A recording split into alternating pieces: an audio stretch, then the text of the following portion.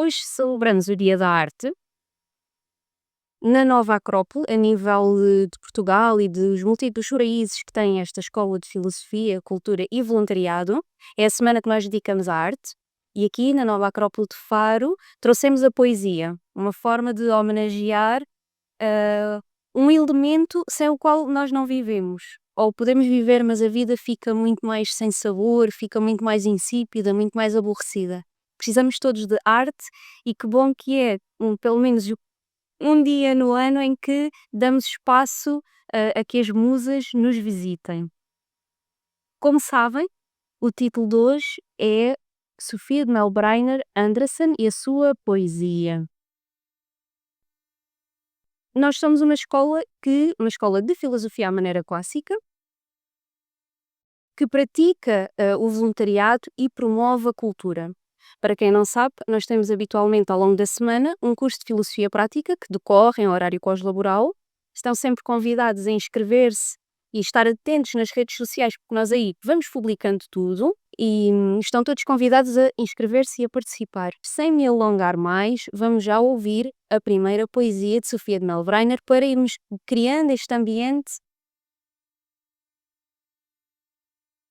Há mulheres que trazem o mar nos olhos, não pela cor, mas pela vastidão da alma, e trazem a poesia nos dedos e nos sorrisos. Ficam para além do tempo, como se a maré nunca as levasse, da praia onde foram felizes. Há mulheres que trazem o mar nos olhos, pela grandeza da imensidão da alma, pelo infinito modo como abarcam as coisas e os homens. Há mulheres que são maré em noites de tarde e calma.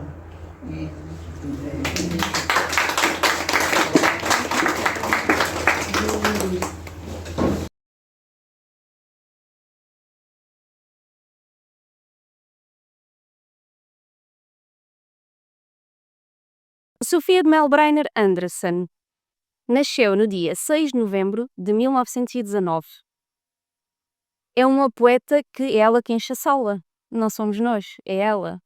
E porque é tão conhecida e muitas vezes é ainda mais conhecida não pela poesia que deixa, mas do grande público em geral pelos contos que escreveu, pelo seu lado de prosa e também porque, a meu ver, os filhos, a família, têm feito um grandíssimo trabalho de divulgação da sua obra. Então temos muitas formas de conhecer Sofia de Melbreiner. E daí que, a meu ver, ela seja tão querida do público português. Toda a sua vida vai ser dedicada à poesia, mas não vai escrever apenas poesia, como vos disse. Vai também ter algumas prosas poéticas, até peças de teatro. Mas hoje vamos ser brindados com o lado dela como poeta. A beleza que ela captava e que a colocava nos seus poemas, nas suas palavras, na doçura. Os poemas de Sofia de Melbreiner muitas vezes são verdadeira natureza a dançar. Se nós colocarmos a música do mar de fundo, se sossegarmos a nossa sala, o nosso espaço e lhe dedicarmos um tempo, vamos nos sentir muitas vezes entre as ondas do mar. Vamos falar, já perceberam, vamos falar muito de mar. Nasce no Porto e desde pequenina que vai passar muitos dos seus verões, muitos dos seus tempos livres na Praia da Granja. E a Praia da Granja vai ser a inspiração na qual ela escreve A Menina do Mar. Mais tarde é que vai descobrir as praias aqui do Algarve, nomeadamente de Lagos. Mas no início vai ser a força do Norte, a força do Atlântico que a vai inspirar muitíssimo. Quando é que ela começou a escrever poesia? É uma pergunta curiosa. A sua filha, Maria Anderson Sousa Tavares, 10 anos após a sua morte, ela falece em 2004, portanto em 2014, lança, com a Assírio Alvim, lança este resumo, esta síntese da sua obra poética e no prefácio ela vai explicando muito das aventuras que foi viver com esta poetisa, viver com esta bailarina das palavras.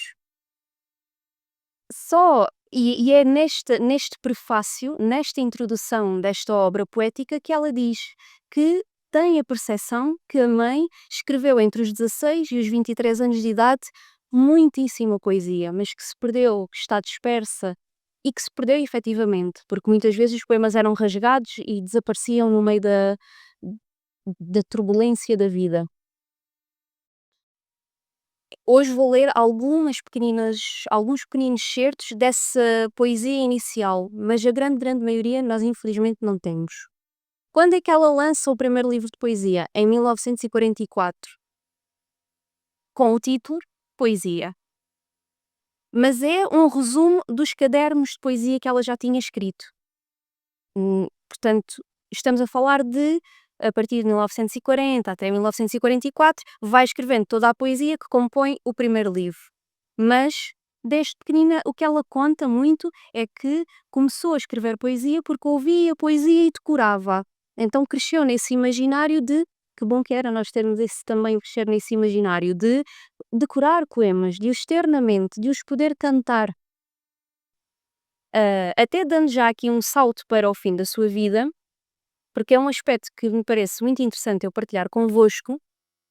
Há uma entrevista em que o Manuel Alegre fala de Sofia de Melbrenner já mesmo nos últimos tempos da sua vida, que a vai visitar ao hospital.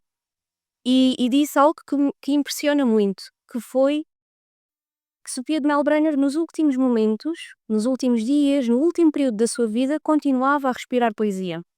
Que a última vez que a foi visitar, começava a recitar um poema e que ela terminava. Ele começava e ela terminava. E chegava a uma altura que ela já não conseguia recitar de cor, já não sabia recitar de cor e que simplesmente ia dizendo a melodia do poema, a cadência do poema. Portanto, parece-me, é um depoimento muito belo, muito belo.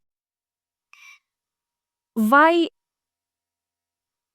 lançar uma série de livros e estamos na Nova Acrófilo, é natural que a filosofia anda sempre de mãos dadas com a poesia. Então, pensando um pouco, refletindo um pouco na vida de Sofia de Melbrenner, podemos dizer que ela faz aquilo que Platão falava na República, de dois momentos da nossa vida. Um momento em que olhamos para a realidade, olhamos para o que está à nossa volta, queremos observar o que está à nossa volta, e aí somos filósofos, e ela tem isso muito impresso no seu caminho. E depois tem outra altura em que ele diz de outra maneira, mas é um exemplo. Estou a ir à ideia do mito da caverna. Não é exatamente, mas serve para expressar esta ideia destes dois movimentos.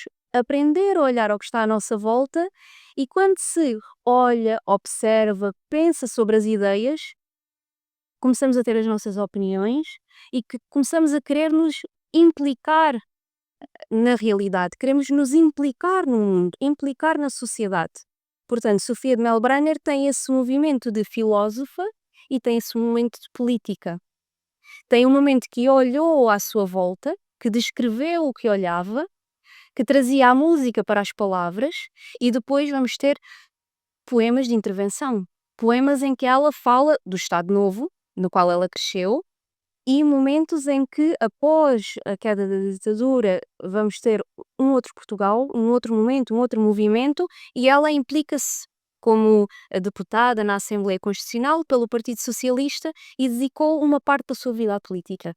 O que é interessante aqui, Platão falava do filósofo e do político. Ela acaba por, a meu ver, é uma leitura, ter esse movimento de filósofa, de política e depois encerra na filosofia novamente.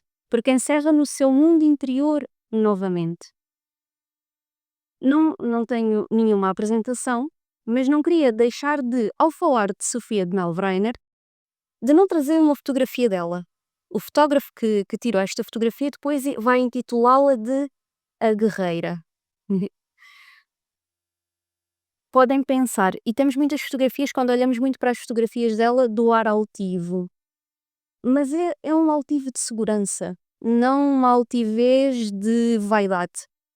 A meu ver, não encontro essa vaidade na Sofia de Melbrenner. O que encontro é uma preocupação, uma implicação, um querer estar no mundo e vivê-lo, o querer ter um papel ativo na sociedade. Mas também, ao mesmo tempo, querer ter os seus momentos de recolhimento, querer ter o seu espaço interior. E ela soube ir conjugando muito bem este balancear, que foi o balancear dela e pode ser o balancear de cada um de nós. Termos momentos em que estamos virados para o mundo e ter momentos em que nos recolhemos. E o olhar diz muito. O olhar de todos nós transmite sempre o mundo. Aqui neste olhar nós encontramos a vastidão da sua alma, como ela tem um poema em que fala do mar como um complemento, como uma continuidade da vastidão da nossa alma. Este olhar tem muita profundidade. Vamos ouvir um pouco da Sofia política.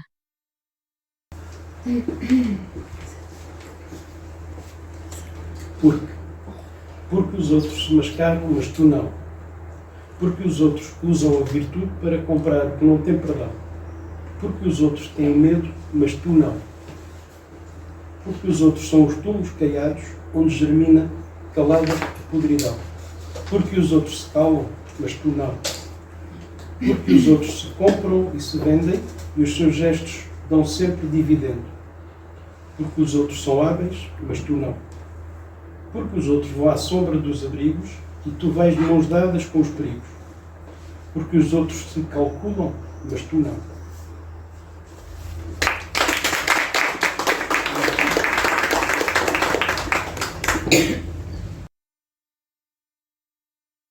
Quando ela está a viver todo o período do Estado Novo, tem um poema que se chama O Exílio, que diz assim: quando a pátria que temos não a temos, perdida por silêncio e por renúncia, até a voz do mar se torna exílio, e a luz que nos rodeia é como grades.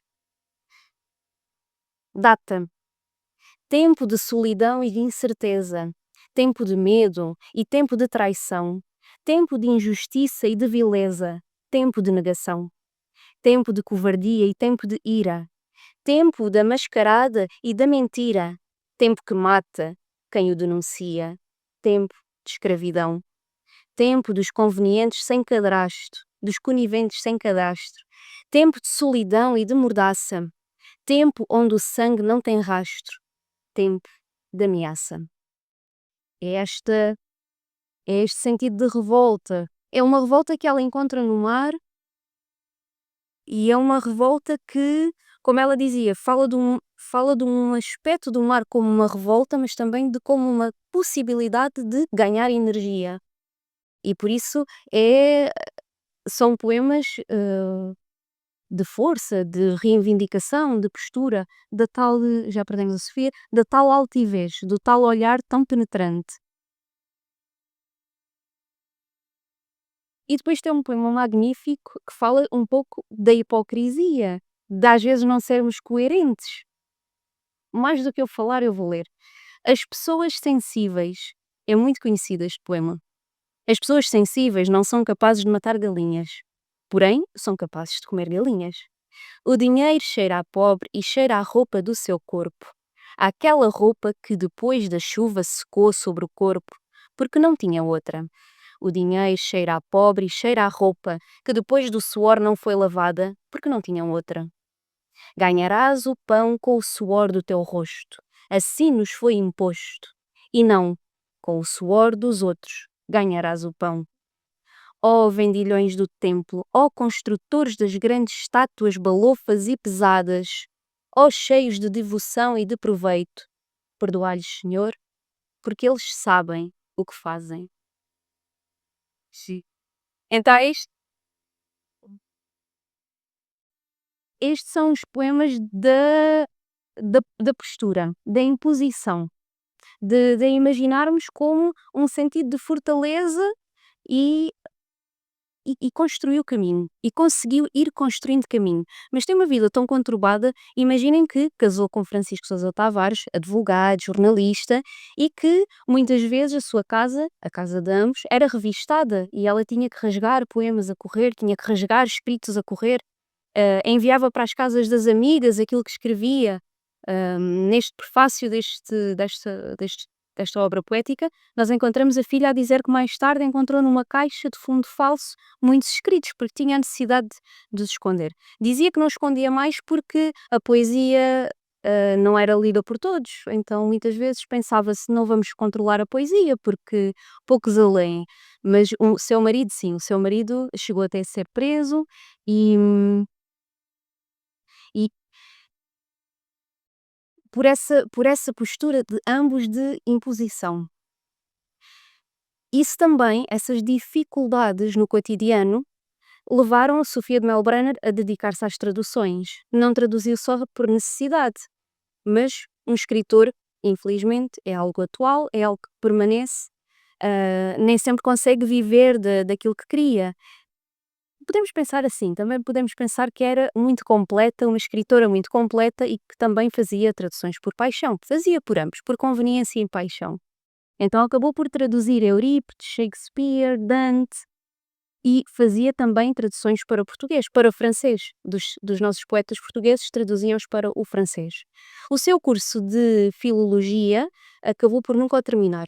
Entre 36 e 39 estuda e nunca o completa. Mas esse interesse pela filosofia clássica vai ficar muito marcado nos poemas e na sua grande paixão pela Grécia. E, a meu ver, essa paixão pela cultura greco-romana começa muito por ter feito todos esses estudos e todo esse percurso académico, ligado à Grécia e a Roma. Ela também era, para além de querer, mesmo já após a Revolução, ligada ao Partido Socialista, fazia era uma das suas bandeiras a ideia da revolta cultural. Revolta cultural, revolução cultural, porque a cultura deveria ser um acesso a todos. E, e ela era crítica no sentido de que estava muito atenta à literatura, àquilo que se escrevia, aos escritores da sua época e não deixava de os analisar. Portanto, é uma escritora, filósofa, observadora do que está à sua volta. O que é que ela dizia? Que devia haver exigência literária.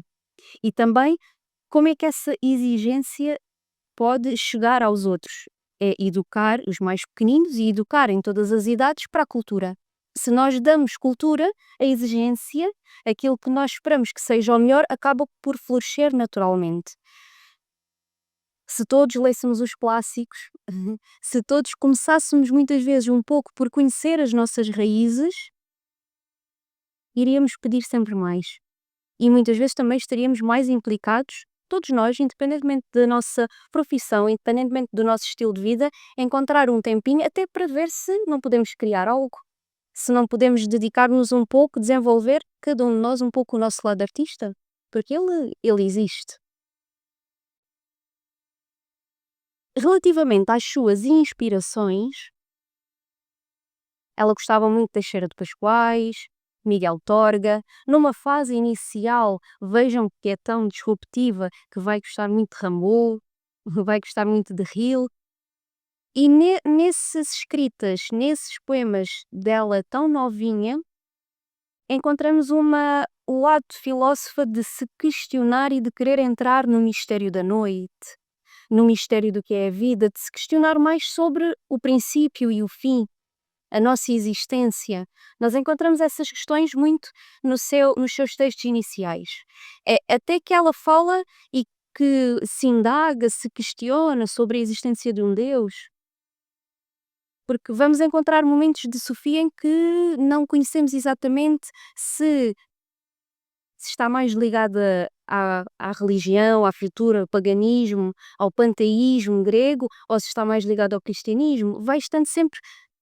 É um enigma, é uma incógnita, mas a presença de Deus, dos dígitos de Deus, vai estando sempre na sua poesia. É sempre um tema que ela acaba por ir falando e falando. Também gostava muito e admirava muito Rui Sinetti, e o que se diz é que os poemas que têm mais ligados à natureza e às questões de o que é Deus, quem é Deus, prendem-se muito a esta inspiração. Então tem um poema, vou ler um excerto, que marca exatamente este questionar de o que é que está para além do mundo que vemos com os nossos olhos. E o poema chama-se O Vidente.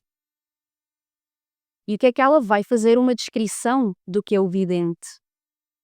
Vimos um mundo aceso nos olhos, E por os ter olhado, nós ficamos penetrados de força e destino.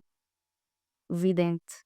Ele deu carne àquilo que sonhamos, e a nossa vida abriu-se iluminada pelas imagens de ouro que ele vira. O que é que o vidente veio fazer? Veio dizer-nos qual a nossa raça, anunciou-nos a pátria nunca vista, e a sua perfeição era o sinal de que as coisas sonhadas existiam. Vimo-lo voltar das multidões, com o olhar azulado de visões, como se tivesse ido sempre só. Portanto, ela vai falando de um vidente, de alguém, é como se fosse um profeta, de alguém que contactou com o mistério, com o enigmático, com o divino e que veio dizer à humanidade de onde viemos, como somos. E que o que nos prende à vida, reparem como é tão belo aqui, que é uma interpretação já a interpretar, que é o que nos prende à vida é a força e o destino. O que nos prende à vida.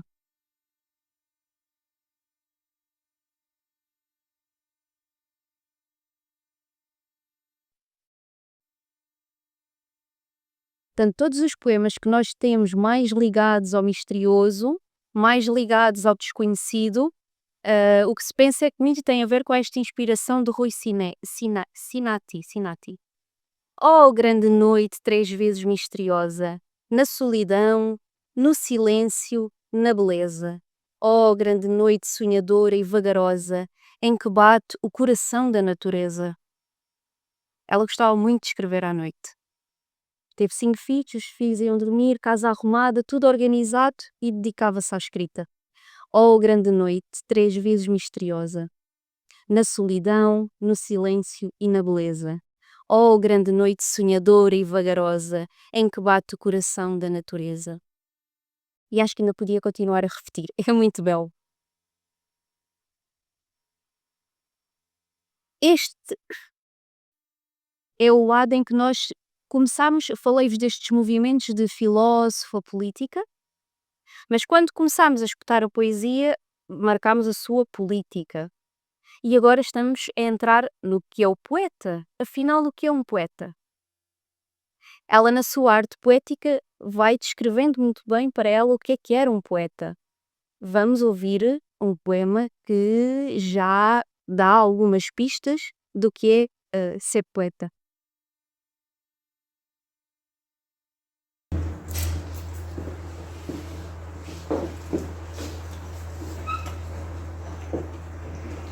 Liberdade.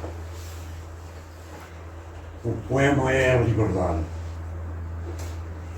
Um poema não se programa, porém a disciplina, sílaba por sílaba, o acompanha. Sílaba por sílaba, o poema emerge, como se os deuses o dessem. O fazemos.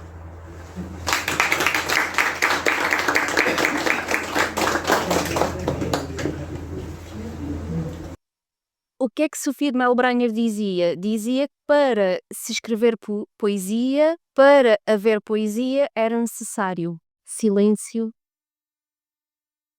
vazio e despersonalização. Ela ainda dizia algo mais belo, que era a poesia com um ditado. Era preciso sentar e escutar. E escrever, receber as ideias de que alguém falava, cumprir o ditado. E depois, por vezes, nesse ditado que era tão a correr, era preciso reorganizar ideias. Mas, a seu ver, o poeta então é como se fosse um transmissor. É como se fosse um mensageiro. Por isso, o poeta nós podemos falar daquele que faz uma ponte entre este misterioso que nos diz sílaba por sílaba e que nós o vamos ouvindo, sílaba por sílaba, porém com disciplina. Às vezes numa embriaguez pode não aparecer assim tão bem. O poeta era tão o tal mensageiro, o tal ouvido atento, que fazia a união entre o quê? O poema emerge como se os deuses o dessem. Então, o que é quem dá o ditado? Bem, quem dita é um mistério, não é? Quem dita é um mistério. Mas o poeta fazia esta ligação, podemos chamar, se fosse à maneira platónica, chamaríamos o inteligível.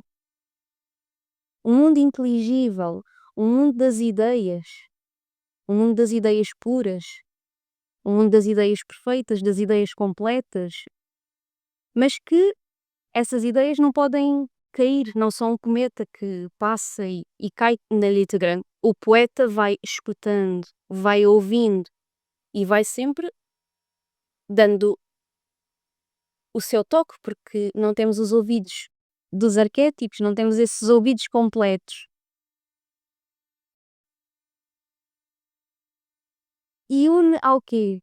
Ao mundo dos sentidos, ao mundo do trânsito, ao mundo dos sons, do calor, ao mundo das condicionantes, ao mundo das limitações.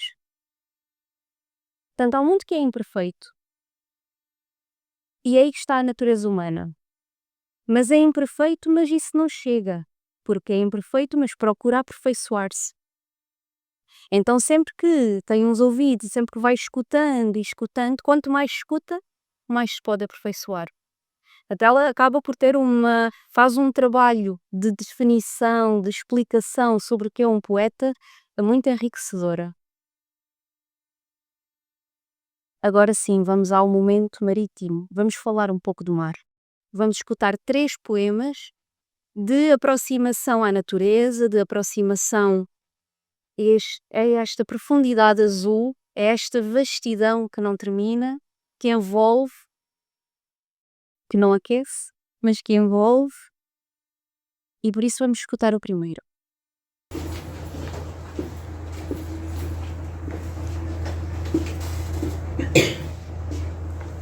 Senhor, dai-me a inocência dos animais, para que eu possa beber nesta manhã a harmonia e a força das coisas naturais.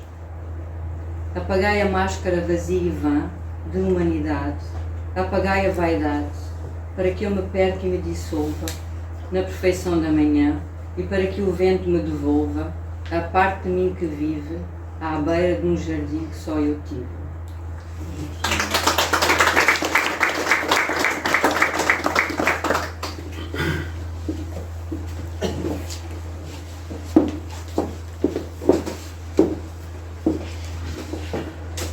Em todos os jardins hei de florir, em todos beberei a lua cheia, quando enfim, no meu fim eu possuir todas as praias onde o mar ondeia.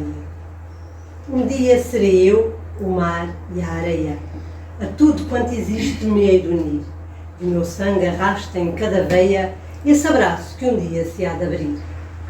Então receberei no meu desejo todo o fogo que habita na floresta, conhecido por mim como num beijo. Então serei o ritmo das paisagens, a secreta abundância dessa festa, que eu via prometida nas imagens.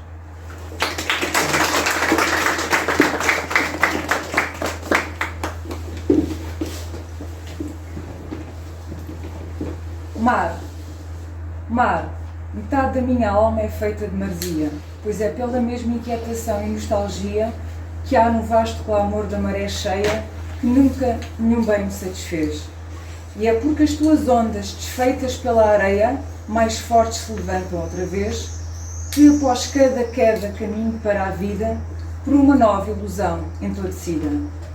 E se eu vou dizendo aos astros o meu mal, é porque também tu, revoltado e teatral, fazes soar a tua dor pelas alturas. E se antes disto tudo odeio e fujo, o que é impuro, profano e sujo, é só porque as tuas ondas são puras.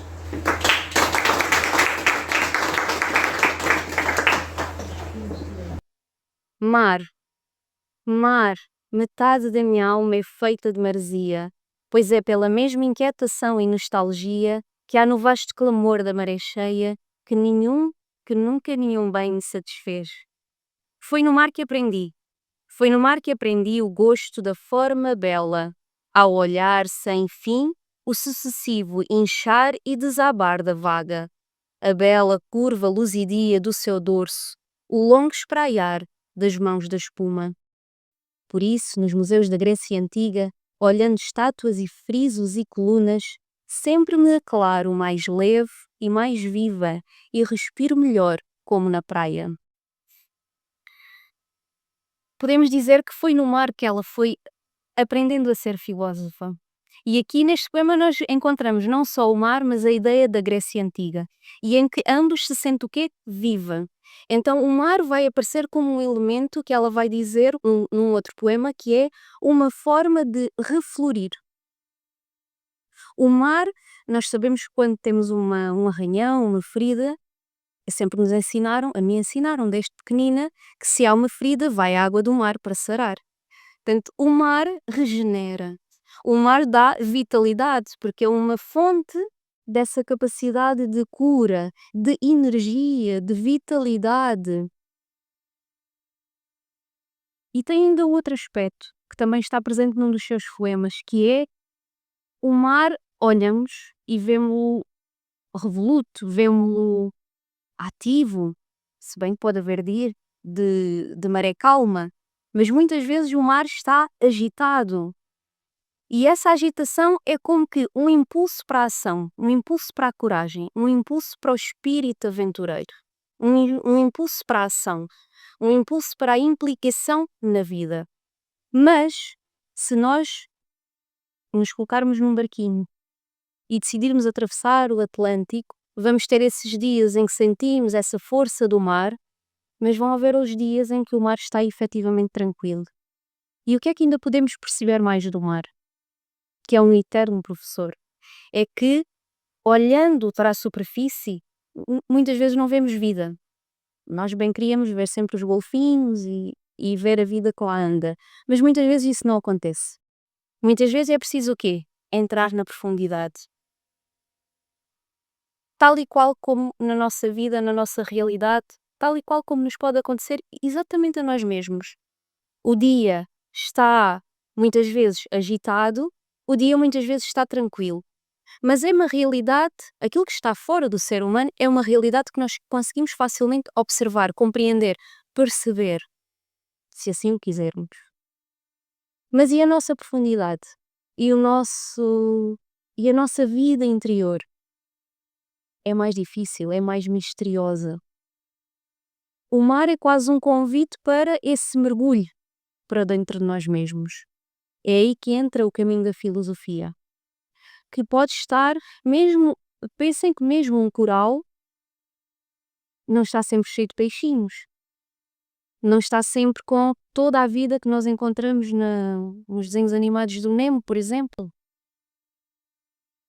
Não é logo aquela vida em que os peixinhos estão todos a conversar uns com os outros. Muitas vezes estamos bem fechados em copas. Percebem a metáfora? Nós somos uma vida dentro de nós imensa, mas que muitas vezes precisa de ser aberta, ganhar espaço, ganhar vida, ganhar atenção. E por isso nós encontramos com Sofia de Melbrenner diferentes mares. O mar que convida à recuperação e à regeneração, o mar que convida a entrarmos dentro de nós mesmos. Para além de que estou agora aqui a pensar que ela tem muitos poemas a falar do próprio Algarve, das visitas que fazia aqui, dos verões que passava em Lagos, e há um aspecto também muito curioso, é que para ela impressionava sempre muito a brancura das casas. Fala até num poema de até a estrada estava caiada. Tudo limpo, tudo arrumado. Entrar numa casa e sentir a casa, sentir os espaços. Para além da imensidão do mar, ainda tinha mais toda esta dimensão, que para ela era muito importante a harmonia. Tudo isto são elementos que remetem para o título da atividade de hoje, que é a beleza aos olhos do poeta. O que é a beleza? Para que serve a beleza? Alguns filósofos, por exemplo, Plotino falava, e próprio Platão, falaram sempre muito do que era a beleza, a importância da beleza nas nossas vidas. Estamos treinados no nosso dia a dia para reconhecer a beleza do que está à nossa volta. A beleza da casa, a beleza da praia, a beleza de um búzio, de uma concha. Mas é preciso ir mais fundo. Porque a beleza, segundo filósofos platónicos, segundo filósofos mais antigos, era como uma escada que era preciso ir subindo. E o primeiro degrau era a beleza que está à nossa volta.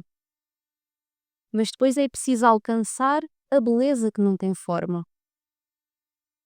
Como Platão também dizia, primeiro abraçamos a beleza que podemos possuir. Mas depois é preciso abraçar a beleza que só podemos contemplar. Que não dá para agarrar. A beleza é mais importante em si, não pelo que é na realidade, mas pelo que desperta. Pelo que desperta em nós. Porque não há guerra se há beleza. Não há conflito se há beleza. Pensem como o mundo poderia ser bem melhor se dessemos mais espaço à beleza. E ela não vai começar por fora, vai começar pelo tal oceano interior. Por valorizarmos a beleza, por a querermos ver de uma outra maneira, por lhe darmos espaço para ela se expressar, ou por lhe darmos espaço para a encontrar. Porque muitas vezes a beleza pode estar num sorriso de uma criança, num sorriso até de um desconhecido,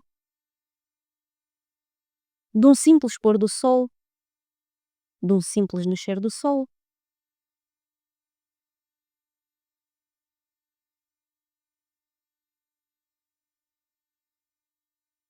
Deus escreve direito.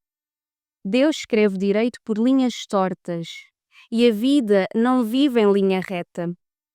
Em cada célula do homem estão inscritas as cores dos olhos e a argúcia do olhar, o desenho dos ossos e o contorno da boca. Por isso, te olhas ao espelho e no espelho te buscas para te reconhecer. Porém, em cada célula, desde o início, foi inscrito o signo veemente da tua liberdade, pois foste criado e tens de ser real. Por isso não percas nunca teu fervor mais austero, tua exigência de ti. E por entre espelhos deformantes e desastres e desvios, nem um só momento, só podes perder a linha musical do encantamento, que é teu sol, tua luz, teu alimento.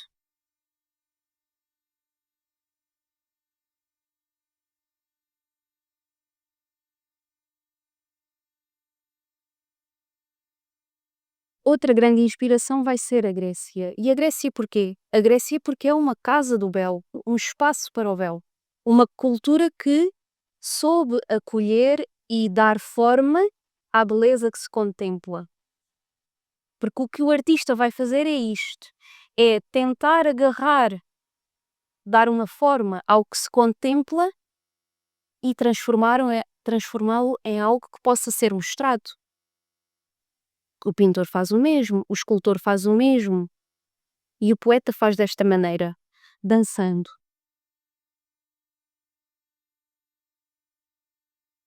Ela impressionou-se muito pela viagem que fez pela Grécia. Por exemplo, tem alguns poemas dedicados a Delfos, dedicados a um teatro que tem uma beleza atemporal, que é Epidauro. Em Epidauro, pensem que estamos a falar de um teatro com muitos séculos, com uma acústica impressionante que tinha a capacidade de albergar 15.000 pessoas. E em Epidauro, o que é que os gregos faziam? A sua arte, a tragédia, a comédia, porque o teatro tinha a ideia de purificar, de rirem um pouco das suas desgraças, dos seus problemas, tinha um efeito catártico de provocar catarse, provocar resolução de problemas, organizar ideias e, fundamentalmente, contactar com o desconhecido. Quem sabe até contactar com os deuses. Assim como encontramos o mesmo em Delfos. Delfos era considerado, na época clássica da Grécia, o umbigo do mundo, onde havia um oráculo, onde havia uma pitonisa que fazia essa ligação entre os deuses e o mundo cotidiano. E quem estava ou quem estava envolvido, quem se aproximava de Delfos era Apolo. Apolo, a unidade, o Deus que representa a harmonia, a conjugação das diferentes ideias, porque traz a unidade. Então Sofia vai falar em todas estas ideias, umas vezes mais diretas, outras vezes mais indiretas, mas vai-se deixar tocar muito por toda esta cultura, por esta civilização. E daí que saiam, e daí que edite, lance alguns livros de poesia, como Navegações, Geografia, Ilhas, em que vai desenvolvendo todas estas ideias. E fala e dedica, tem aqui alguns poemas que fala de Plutarco, que fala de Horácio, que fala de Homero. Tem aqui um muito interessante que é Turistas no Museu. Portanto, passa de estar a captar a beleza para poder dar uma certa alfinetada. Vou ler. Turistas no museu parecem acabrunhados, estarrecidos, lêem na parede o número dos séculos e o seu olhar fica baço, com as estátuas, como por engano, às vezes se cruzam. Cá fora tiram fotografias muito depressa, como quem se desobriga daquilo que caminham em rebanho como animais. É dura, eu disse que era dura.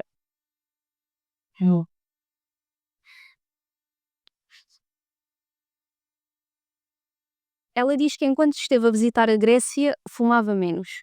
Reconheceu, em muitas entrevistas que deixou, que tinha 2 vícios, o chá e fumar.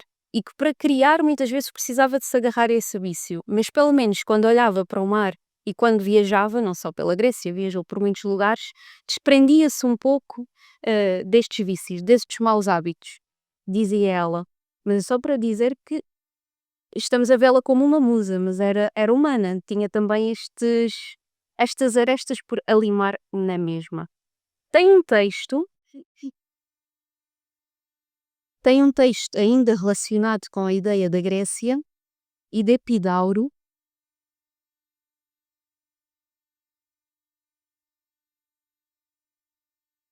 Um dia Epidauro, aproveitando o sossego deixado pelo horário de almoço dos turistas, coloquei-me no centro do teatro e disse em voz alta o princípio de um poema. E ouvi no instante seguinte, lá no alto, a minha própria voz, livre, desligada de mim. Tempos depois, escrevi estes 3 versos.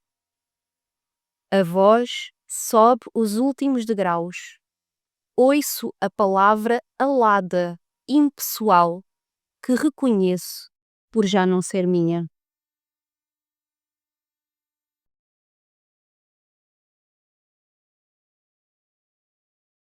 E vamos ouvir agora mais um poema, porque este é um poema de mistério, de ouvir uma voz alada, que já não é a minha. As fontes. Um dia quebrarei todas as pontes que ligam o meu ser vivo e total à agitação do mundo irreal. E calma, subirei até às fontes. Irei até às fontes onde mora a plenitude, o límpido esplendor que me foi prometido em cada hora ainda na face incompleta do amor. Irei beber a luz e o amanhecer. Irei beber a voz dessa promessa que às vezes como um voo me atravessa, e nela cumprirei todo o meu ser.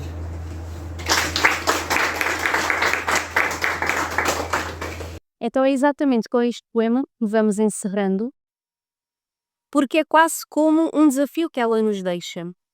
Porque como poeta, como filósofa, como política, como todas as faces que teve e a vida tão ativa e tão cheia de obra que nos deixou, o que ela nos deixa neste poema é esse desafio para todos nós. Porque ela fala a título pessoal, um dia quebrarei todas as pontes que ligam o meu ser vivo e total à agitação do mundo irreal, o tal mundo misterioso. E calma, subirei até às fontes. Um dia farei esse caminho de regresso até às fontes. E não está a dizer que é só dela, não está a dizer que é só para ela. No fundo, um poeta é como se abrisse um caminho. E as pistas para esse caminho é a obra que ele foi deixando. Mas todos nós que vamos lendo os poetas, e Portugal, a nossa cultura, está cheia de poetas. É impressionante. Não só do século XX, mas podemos andar séculos para trás e vamos sempre encontrando estes seres tão sensíveis, de tão grande coração. Mas vão então fazendo abrem um trilho, fazem um caminho, que é esse caminho que nos liga até às fontes, é esse que nós podemos querer aceitar também fazer. Que no fundo esse caminho é o caminho da beleza. Irei até às fontes onde mora a plenitude, o límpido esplendor que me foi prometido em cada hora e na face incompleta do amor. Porque é um caminho que nós nos vamos, esta procura da beleza que nos contempla, na realidade é o amor que Platão nos falava, de que é unirmos àquilo que nos faz falta. Unir-nos ao nosso. Necessitamos de amar, amamos porque nos sentimos incompletos. Por isso o que queremos é, fazendo este caminho até às fontes, encontrar algo que nos faz sentir realizados, plenos, como uma unidade. Isso é o Apolo da Grécia. Irei beber a luz e o amanhecer. Irei beber a voz dessa promessa que às vezes como um voo me atravessa e nela cumprirei todo o meu ser. E assim terminamos. Muito bem aos resistentes.